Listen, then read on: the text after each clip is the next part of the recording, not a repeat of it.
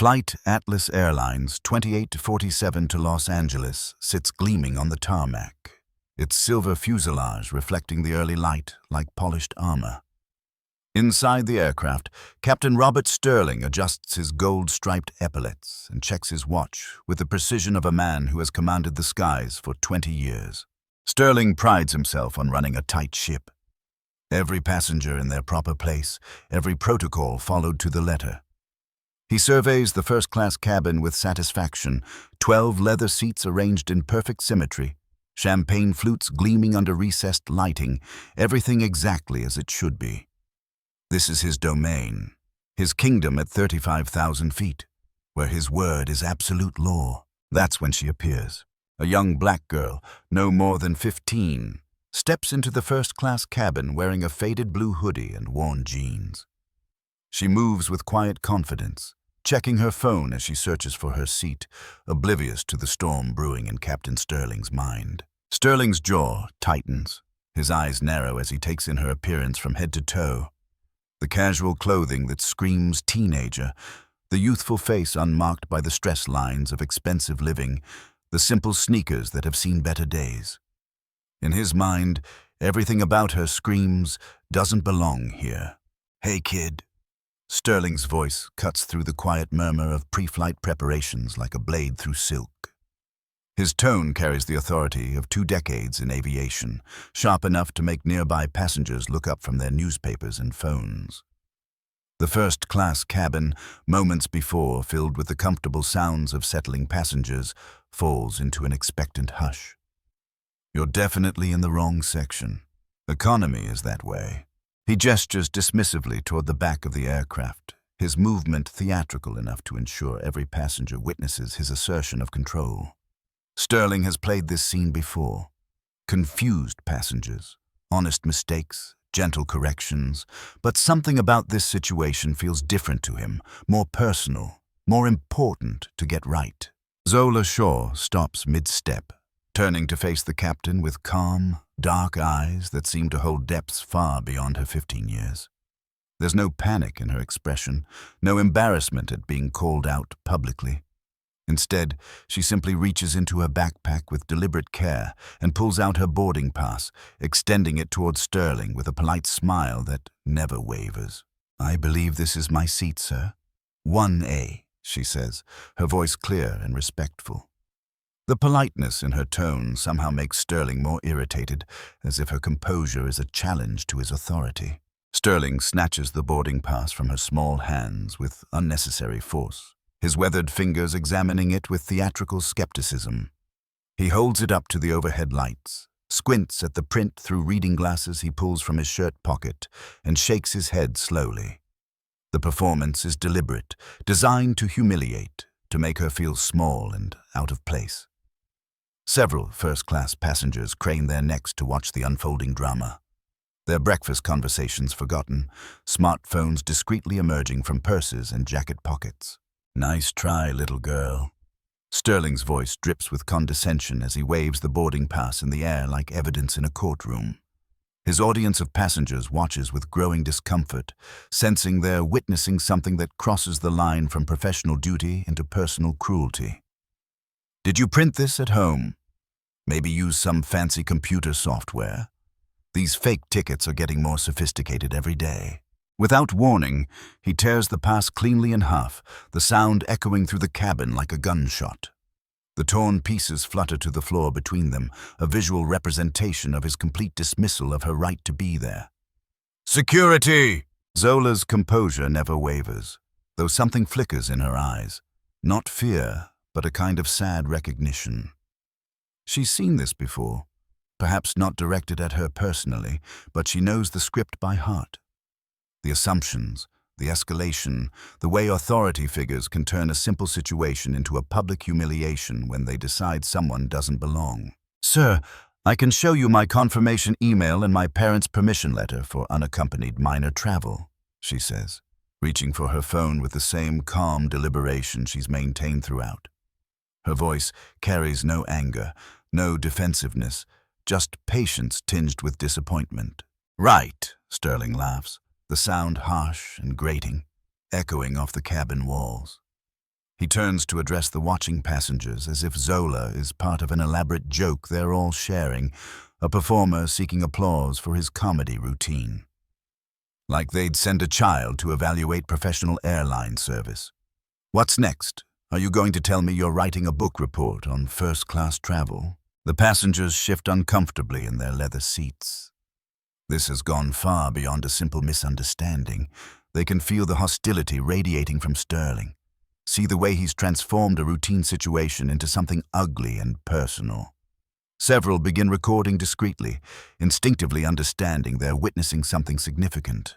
The teenager's response comes quietly, with a dignity that makes Sterling's mockery sound even more grotesque in comparison.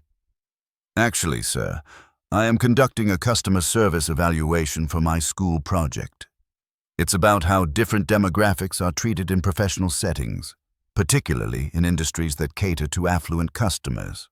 Sterling's laughter becomes louder, more theatrical, bouncing off the cabin walls like ricocheting bullets. He claps his hands together in exaggerated delight. Did you hear that, folks? This kid thinks she's some kind of mystery shopper. Next thing you know, she'll be asking for the manager's business card.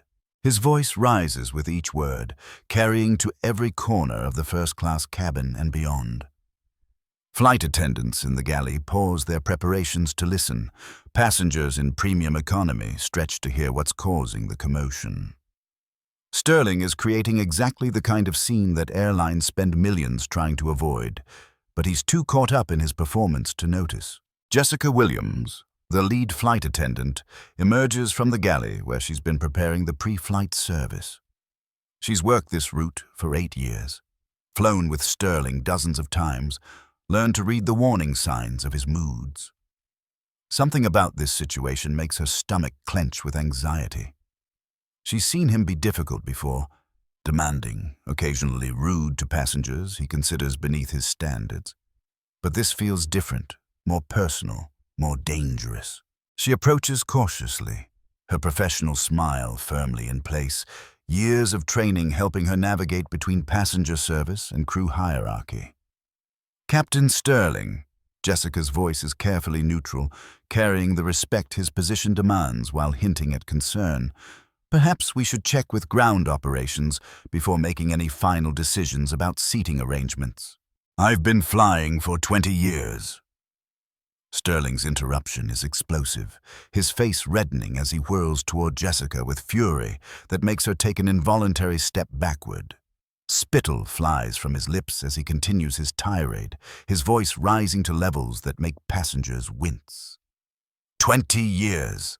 I know a scam when I see one. This child doesn't belong in first class, and I'm not going to let some teenage con artist make a fool out of my crew or my passengers. The cabin falls silent except for the distant hum of the auxiliary power unit and the quiet whispers of passengers commenting on what they're witnessing. Children peek around seatbacks to see what's happening, while their parents pull them back, not wanting them to witness adult behavior at its worst. Zola stands perfectly still throughout Sterling's outburst, her backpack still hanging from one shoulder, watching him with those unnervingly mature eyes. She doesn't flinch when he shouts, doesn't step back when he gestures aggressively, doesn't show any of the fear or intimidation he's clearly trying to provoke. Her stillness seems to make him even angrier. "Where are your parents, anyway?" Sterling demands, stepping closer to Zola in an obvious attempt to use his physical presence to intimidate her. He looms over her, using every inch of his 6-foot frame to make her feel small and vulnerable. Kids your age shouldn't be traveling alone, especially not kids trying to pull stunts like this. Did they put you up to this? Is this some kind of insurance scam? Are you working with someone? His questions come rapid fire, each one more accusatory than the last. He's building a narrative in his mind and sharing it with everyone within earshot. A story where this calm teenager is actually the center of some elaborate criminal conspiracy. "My parents know exactly where I am," Zola replies with the kind of calm that only comes from complete confidence. There's something in her tone, a subtle emphasis that should give him pause. "They know what flight I'm on, what seat I'm supposed to be in, and why I'm traveling today. My dad will understand what happened here today. He always does." Sterling doesn't catch the subtle emphasis in her words, too caught up in his own performance to notice the way Jessica's eyes widen slightly, or how the businessman in seat 3C suddenly looks very uncomfortable and is typing furiously on his phone. He's focused entirely on proving his point, on maintaining his authority in front of his crew and passengers, on being right regardless of the cost. "Security!" Sterling calls again, more insistently this time, his voice carrying throughout the aircraft. "We have a runaway minor trying to use a fake first-class ticket. Call her parents immediately. This kid shouldn't be traveling alone anyway. And somebody check if she has any accomplices on this flight." 2 airport security officers appear at the aircraft door, their radios crackling with static, their faces showing the confusion of professionals called to handle a situation they don't understand. They look around the first-class cabin, seeing only a calm teenager standing politely in the aisle while a captain in full uniform appears to be having some kind of public meltdown. Zola turns to address Sterling one final time before the situation escalates beyond any possibility of return. Her voice remains steady, respectful, but there's something in her tone, a hint of steel beneath the silk that anyone paying attention should recognize as significant. "I understand you're just doing your job, Captain Sterling," she says, and the way she uses his name, the familiarity of it rolling off her tongue, should be a warning. My dad will understand too. He always says that people show you who they really are when they think no one important is watching. Today, everyone is watching. But Sterling is too deep in his performance now, too committed to his narrative of authority and control. He doesn't hear the warning in her words, doesn't notice the way she speaks about her father with quiet confidence, doesn't pick up on the fact that a 15-year-old girl facing public humiliation remains completely unshaken. Instead, he gestures dramatically toward the security officers with the flourish of a prosecutor presenting evidence to a jury. "Get her off my aircraft, and somebody call child services while you're at it. Kids like this don't end up traveling alone in first class through honest means. Check her identification, see if she's a runaway, and find out who's really behind this scam." The security officers exchange uncertain glances. Something about this doesn't feel right to them either. The girl is too calm, too articulate, too unafraid for someone caught in a criminal act. But Captain Sterling is the authority figure here, the one with the stripes and the reputation and the power to file reports that could affect their jobs. They step forward reluctantly, ready to escort Zola from the plane, when Jessica's phone begins to ring with a tone that changes everything. The ringtone cuts through the cabin tension like a blade through silk, sharp and insistent. Jessica glances at her phone screen and her face goes white as fresh snow, then ashen gray, then almost green. The caller ID reads, "Ground Control, Priority Emergency," in bold red letters. Her hands shake visibly as she answers, her professional composure cracking like ice in a spring thaw. "This is Jessica Williams, lead flight attendant on Atlas 2847, she says, her voice barely above a whisper, but somehow carrying clearly through the now silent cabin. Every passenger is leaning forward, smartphones recording every moment, sensing they're about to witness something extraordinary. The voice on the other end of the line is urgent, professional, and just loud enough that several passengers in the front rows catch fragments of the conversation. Sterling continues his instructions to the security officers, gesturing dramatically and outlining his theories about Zola's criminal conspiracy, completely oblivious to the phone call that's about to destroy his world. Jessica listens for 30 seconds that stretch like hours, her eyes growing wider with each word, her free hand clutching the galley counter for support. She looks from Zola to Sterling and back again, her professional composure not just cracking, but completely shattering as the full implications of what she's hearing sink in. "Captain Sterling," Jessica's voice cuts through his tirade like an emergency siren. "Captain Sterling, please stop talking. Please stop everything. Right now." Something in her tone, panic mixed with authority, fear mixed with urgency, makes him pause mid-sentence. Sterling turns toward her, irritation flashing across his weathered face like storm clouds gathering on the horizon. "What is it, Williams? Can't you see I'm handling a serious security situation here?" This is exactly the kind of distraction that allows criminals to— Ground control just informed me, Jessica interrupts, her voice rising to cut through his protests, that we have Mr. William Shaw's daughter on board. She pauses, swallowing hard, looking directly at Zola with something approaching awe. She's 15 years old and traveling under a company authorization for a school project about customer service evaluation in the airline industry. The words hang in the air like smoke from an explosion, visible and choking. Sterling blinks rapidly, his brain struggling to process what he's just heard, to make sense of words that don't fit his carefully constructed narrative. That's impossible, he sputters, but his voice lacks its earlier conviction. Shaw? Which Shaw? There must be some mistake. Jessica's throat works as she swallows again, harder this time. William Shaw, she whispers, and then louder, clearer, so every passenger can hear. William Shaw, the Chief Executive Officer and Chairman of the Board of Atlas Airlines. The security officers freeze mid-step.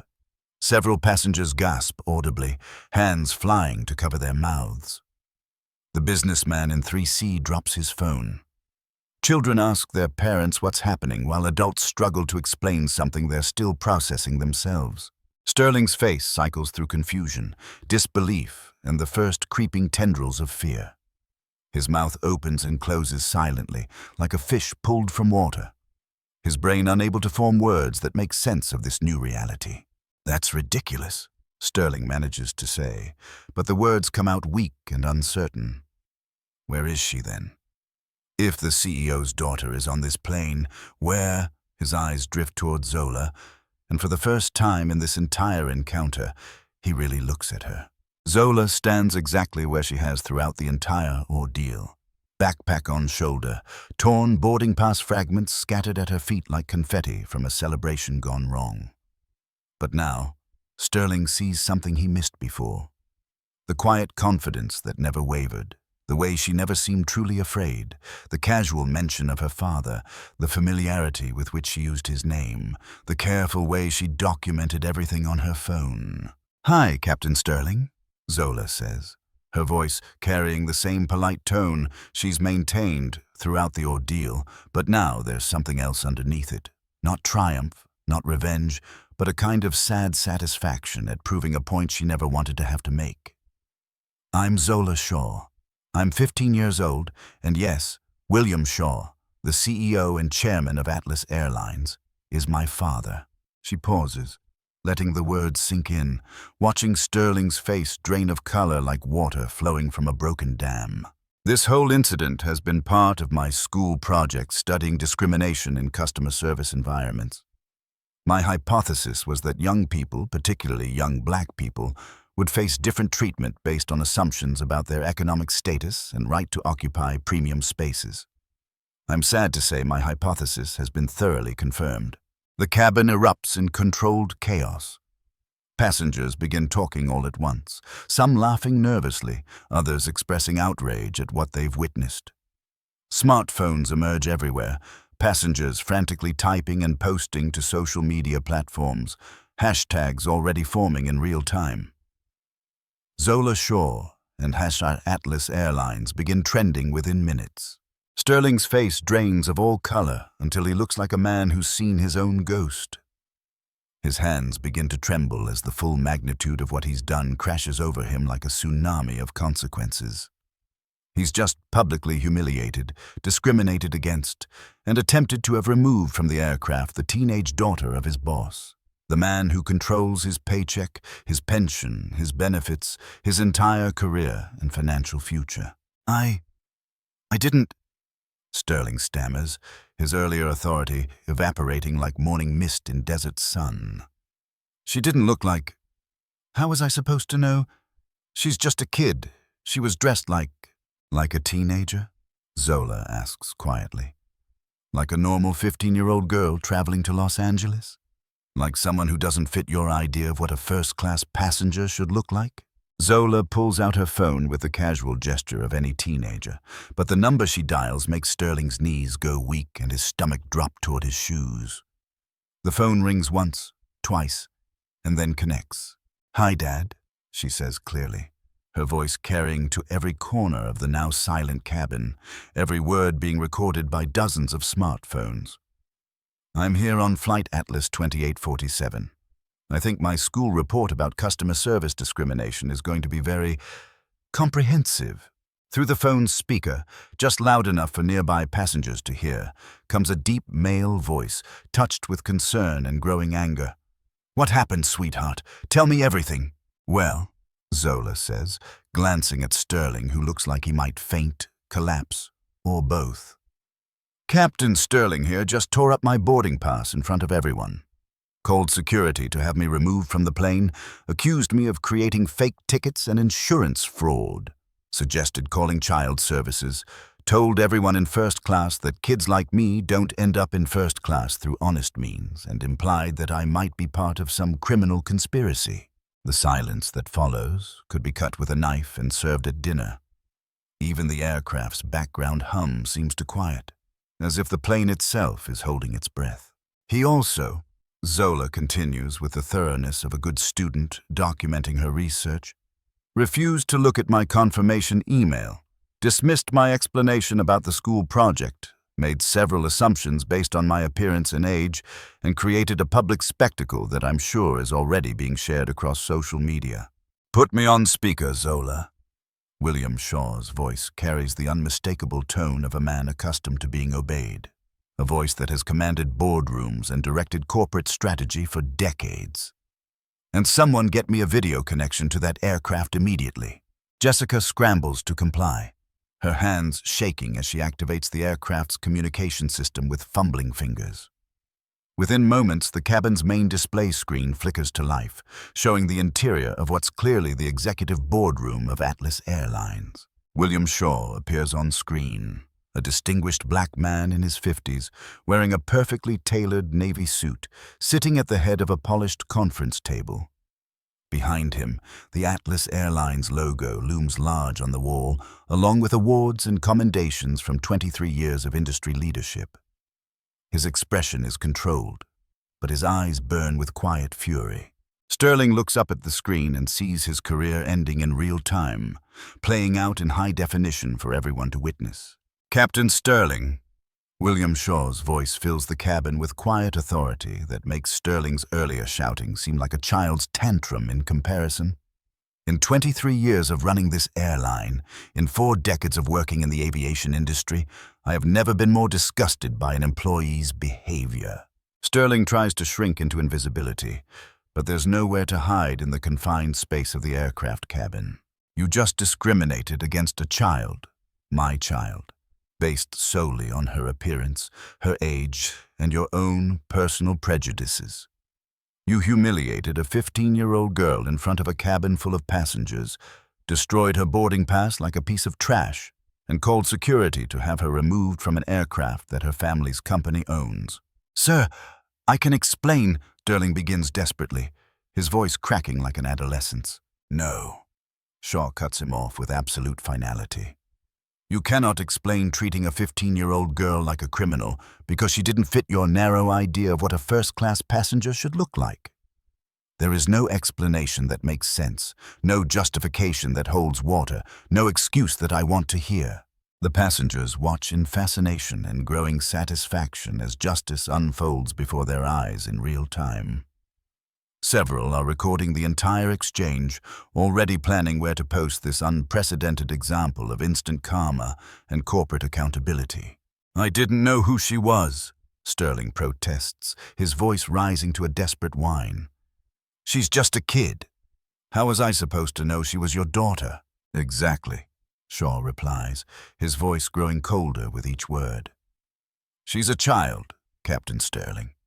A 15-year-old girl traveling alone, and you treated her with zero respect, zero dignity, and zero professionalism. The fact that she's my daughter makes this personal, but your behavior would be unacceptable toward any passenger, especially a minor." Zola watches the exchange with the same calm composure she's maintained throughout, occasionally glancing at the passengers who are now looking at her with new understanding, growing admiration, and something approaching awe. "You're suspended effective immediately," Shaw continues, his words falling like hammer blows. Security will escort you from my aircraft, and you can expect to hear from our legal department regarding the discrimination lawsuit my daughter will be filing. Your 20-year career with Atlas Airlines is over, Captain Sterling. Clear out your locker by the end of the week." Sterling's legs give out completely. He sinks into an empty first-class seat, his face buried in his hands, his entire life crashing down around him like a controlled demolition.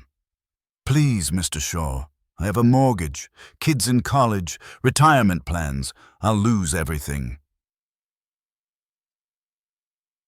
"You should have thought about that," Shaw replies without a trace of sympathy, "before you decided to humiliate a child based on the color of her skin and the clothes she was wearing.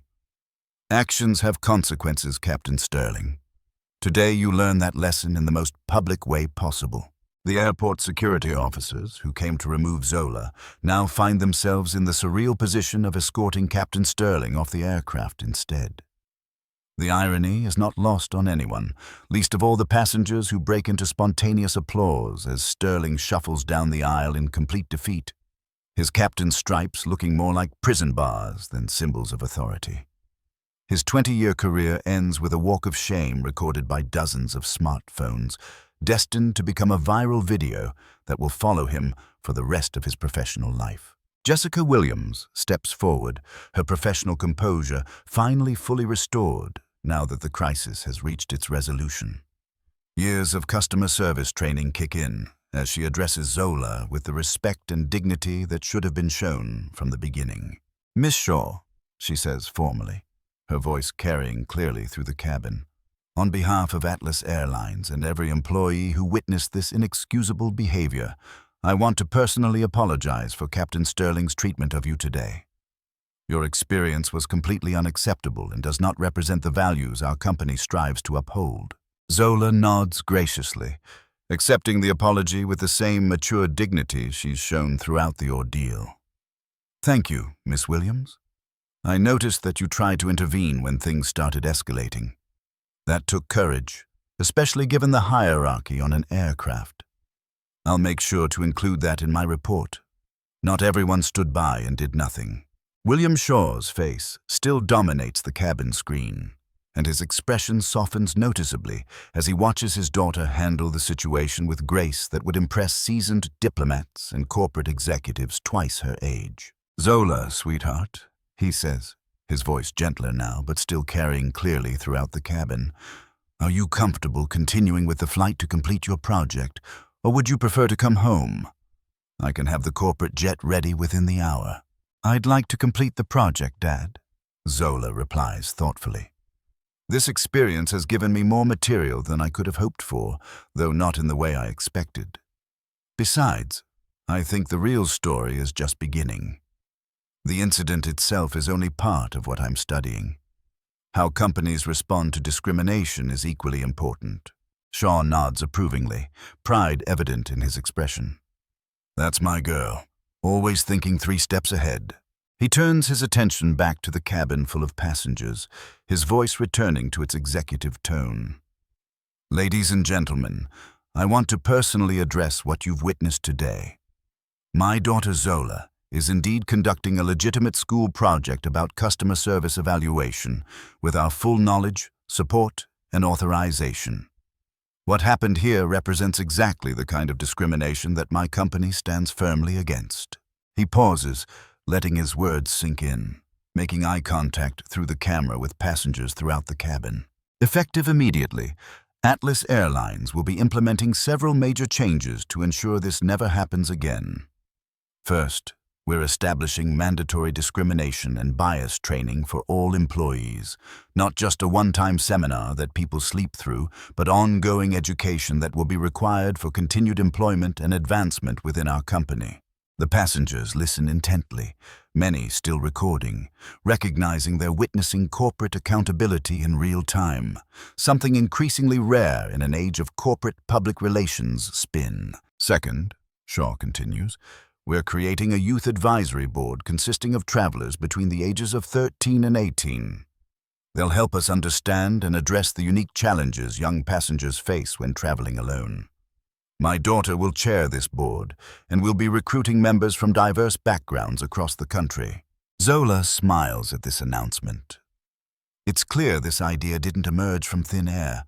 Father and daughter have discussed these issues before, and today's incident has provided the perfect catalyst for changes that were already brewing in corporate planning sessions.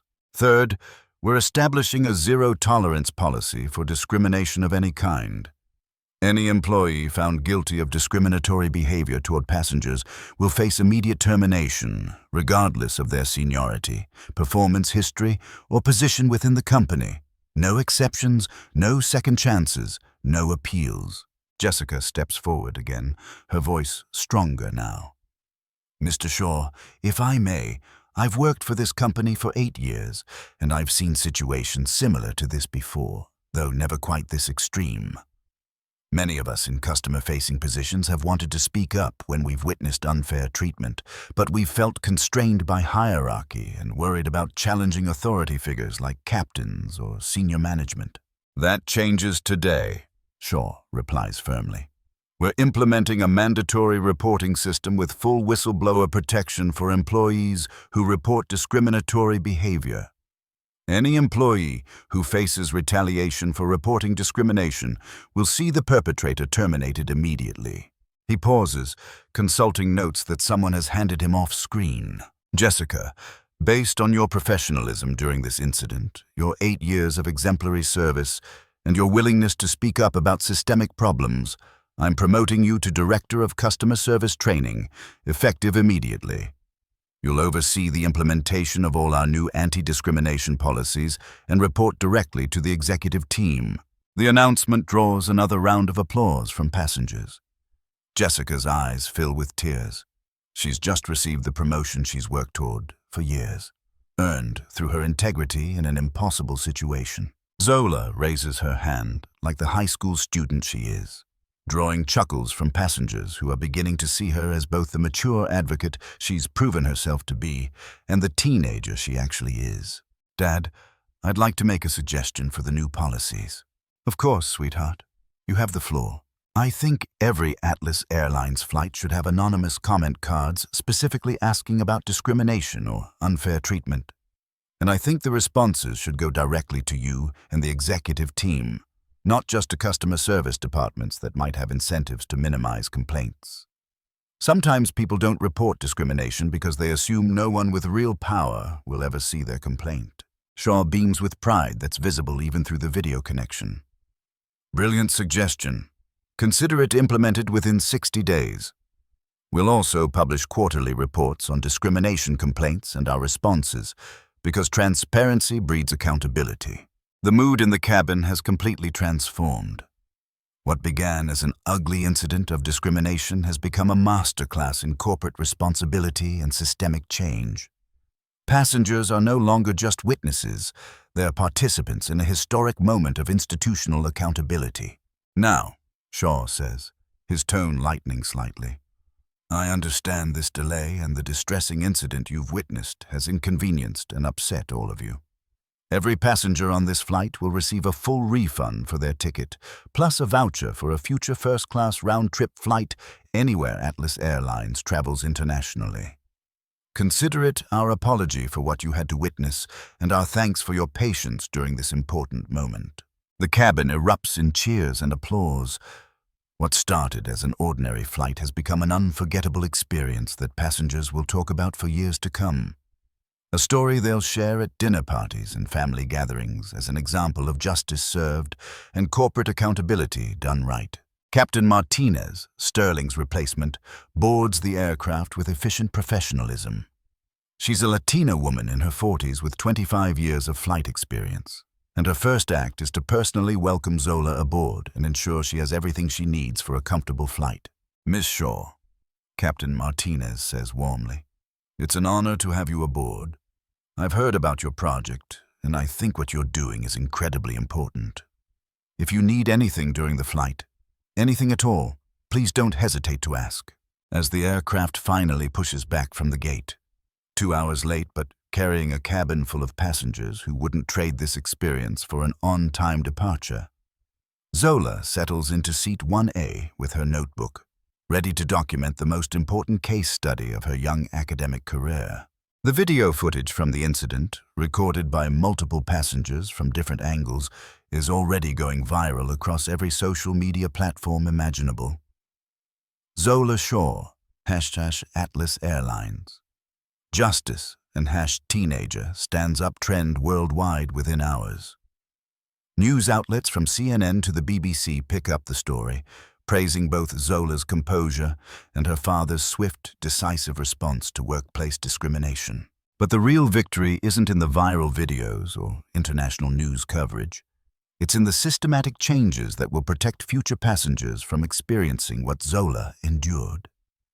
Sterling's 20-year career may be over, but the policies his actions inspired will protect travelers for decades to come.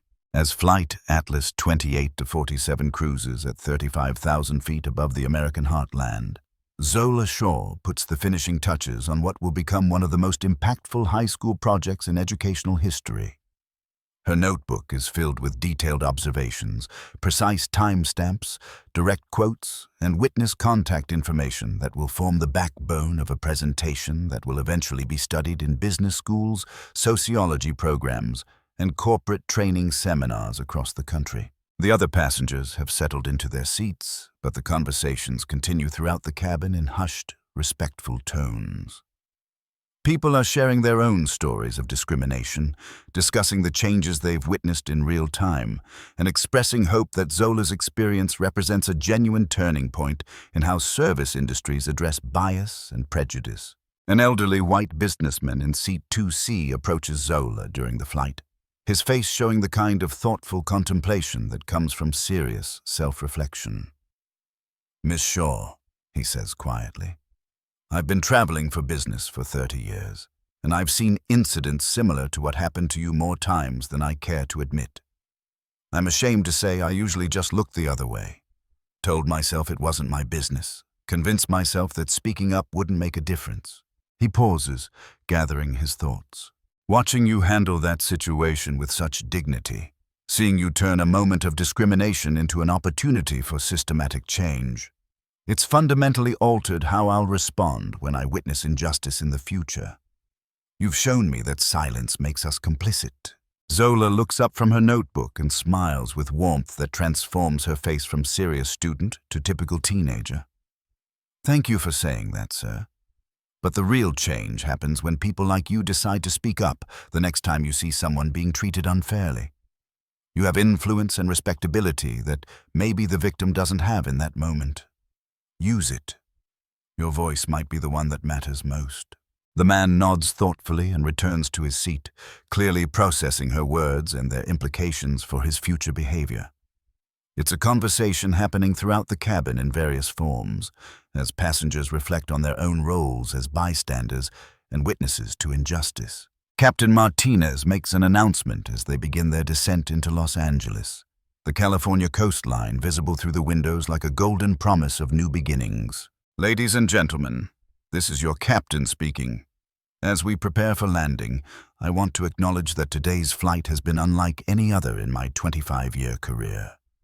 You've all been witnesses to something important, not just an incident of discrimination, but a company's commitment to fundamental change and a young person's courage in the face of injustice." She pauses, her voice carrying clearly through the cabin speakers with the authority of experience and genuine emotion.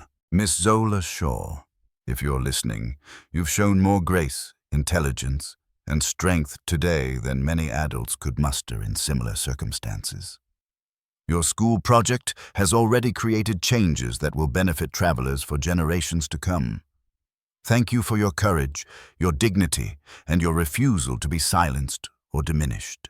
The applause that fills the cabin is warm and sustained, a recognition not just of Zola's individual bravery, but of the power that comes from refusing to accept injustice as inevitable or unchangeable. As the aircraft touches down smoothly at Los Angeles International Airport, Zola receives a text message from her father that makes her smile. "Proud of you, sweetheart.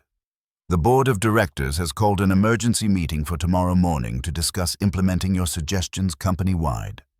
Also, Harvard Business School just called. They want to invite you to present your findings at their next leadership conference. You're going to change the world, Zola, one flight at a time. Zola screenshots the message to include in her project documentation. At 15 years old, she's about to become one of the youngest people ever to address Harvard Business School. But more importantly, she's proven that age and appearance don't determine someone's ability to create meaningful, lasting change. The story doesn't end with the flight's arrival in Los Angeles. Within a week, the video footage has been viewed over 50 million times across various platforms. International news organizations pick up the story, framing it as an example of how discrimination can be confronted and overcome through dignity, courage, and systematic institutional change. Atlas Airlines' stock price initially dips following the viral video, as investors worry about potential lawsuits and reputation damage. But it rebounds stronger than ever within days as customers and shareholders recognize the company's proactive response to the crisis. Customer satisfaction ratings reach all-time highs as passengers appreciate flying with an airline that takes discrimination seriously and implements real, measurable solutions. Captain Sterling's story serves as a cautionary tale throughout the aviation industry and beyond. Other airlines, hotels, and service companies begin reviewing their own policies and training programs, afraid of becoming the next organization whose discriminatory practices are exposed in viral video format.